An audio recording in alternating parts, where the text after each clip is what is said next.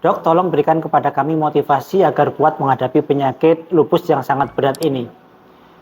Para pemirsa sekalian, pertanyaan ini mestinya ditanyakan kepada ustadz buat yang muslim atau rohaniawan yang lain ya, yang lebih paham bagaimana kiat-kiat untuk bersabar dalam menghadapi penyakit yang berat itu.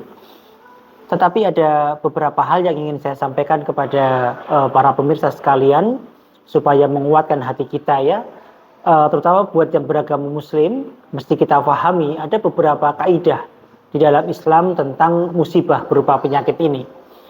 Yang pertama, kita selalu yakin bahwa penyakit ini tentu akan menggugurkan dosa-dosa kita jikalau kita sabar dalam menghadapinya.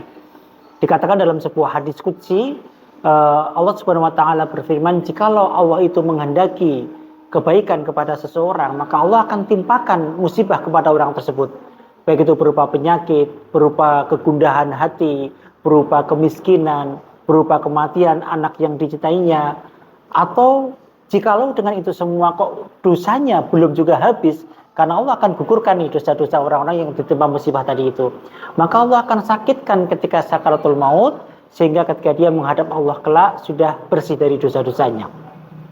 Artinya bahwa Allah itu memilih orang-orang yang memang dikehendaki kebaikan oleh Allah. Jadi orang-orang yang ditimpa musibah itu memang Allah pilih gitu. Orang-orang pilihan yang Allah pilih untuk digugurkan dosa-dosanya sehingga nanti ketika menghadap Allah sudah dalam kondisi bersih dari dosa. Ini yang pertama.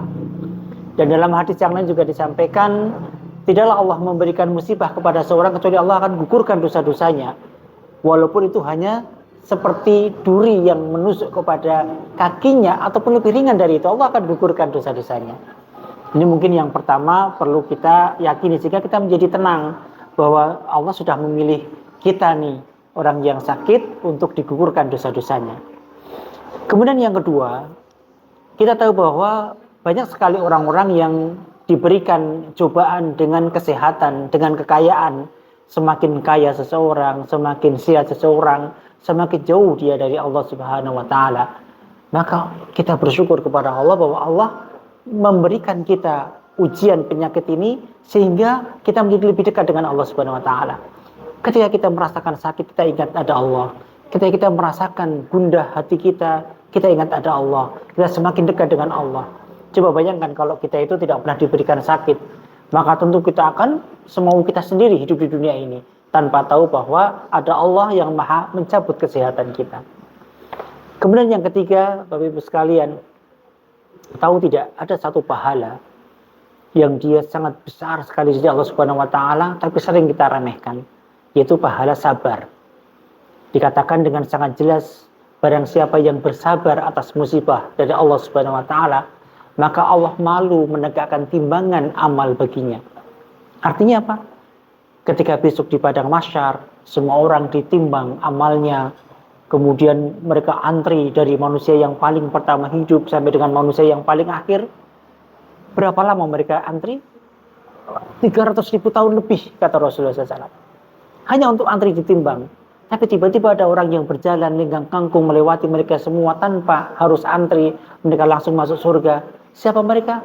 Orang-orang yang sabar menghadapi musibah dari Allah Subhanahu wa taala. Maka Bapak Ibu sekalian mesti sabar dalam menghadapi penyakit ini ya.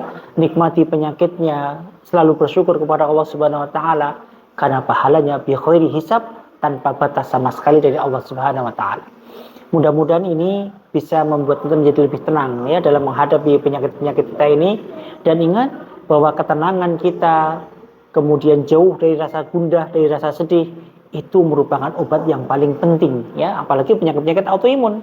Karena semakin stres kita, maka semakin susah penyakit ini menjadi terkontrol ataupun baik.